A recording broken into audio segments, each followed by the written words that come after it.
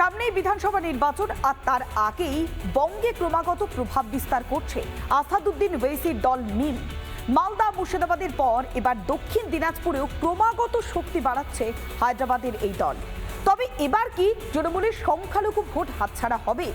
মিম নিয়ে তাই তুঙ্গে তৃণমূল আর বিজেপি চর্চা। ঘাটে ঘাটে নদীর পাড়ে বেকার যুবক কেঁদে মরে দিদি মনির যন্ত্রণায় আসাদ সাল তোমায় চাই।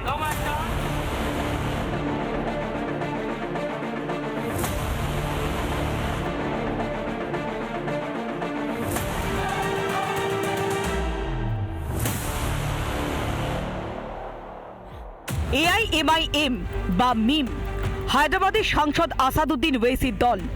গত কয়েক মাসে বাংলার মাটিতে তাদের শক্তি বেড়েছে। বৃহস্পতিবার মুর্শিদাবাদের রঘুনাথগঞ্জে ৩০০ জন তৃণমূল ছেড়ে মিমে যোগ দেন বলেই দাবি। ৩০০ জন তৃণমূলের কর্মী তারা টিএমসি ছেড়ে এমআইএম জয়েনিং করলো।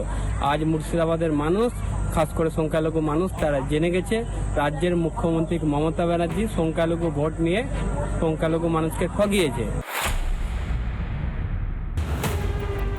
মিমের নজরে মূলত বাংলার সংখ্যালঘু প্রধান এলাকা, এর বাইরেও তারা সংগঠন বাড়াচ্ছে। মিম নেতৃত্বের বক্তব্য, মুর্শিদাবাদ মালদার পর দক্ষিণ দিনাজপুরেও মিমের শক্তি বেড়েছে।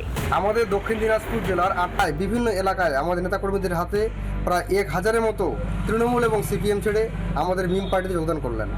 রাজ্যের শাসক দল তৃণমূল কংগ্রেস যে পরিমাণ দুর্নীতি করছে, মুসলমানদেরকে বোকা বানিয়ে তোষণ এবং শোষণ রাজনীতি করছে, এখান থেকে সাধারণ সংখ্যালঘু মুসলমানরা পরিত্রাণ পাওয়ার জন্য সবাই মিম দলের দিকে ধাবিত হচ্ছে।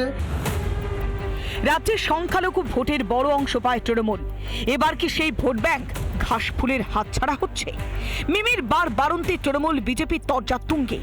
গত কয়েকটা নির্বাচনের মুখে আমরা দেখেছি বিজেপির মদতপুষ্ট মিম সংগঠন হঠাৎ করে জেগে যায়, বলেন আমরা ক্যান্ডিডেট দেবো। তো আমরা বিগত নির্বাচনের ফলাফল থেকে দেখেছি যে মিম পশ্চিমবাংলায় সেভাবে কিছু করতে পারেনি।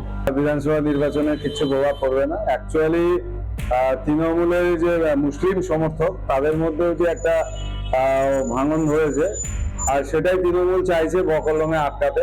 তৃণমূল মুসলিমদের জন্য কাজ করেন, হিন্দুদের জন্য তো কাজই করে না, মুসলমানদের জন্য কাজ করে। আর বিজেপি দমেই লড়বে। বছর ঘুরলেই বিধানসভা নির্বাচন, তার আগে তৃণমূলের চাপ বাড়ি বাংলায় মিম বাড়ছে, রাজনীতির পারদ চড়ছে। রিপাবলিক বাংলা। নানা ধরনের কন্টেন্ট দেখার জন্য লাইক করুন, শেয়ার করুন আমাদের ফেসবুক পেজ, সাবস্ক্রাইব করুন আমাদের ইউটিউব চ্যানেল। পাশাপাশি অন্যান্য ব্রেকিং নিউজের জন্য অবশ্যই চোখ রাখুন রিপাবলিক বাংলায়।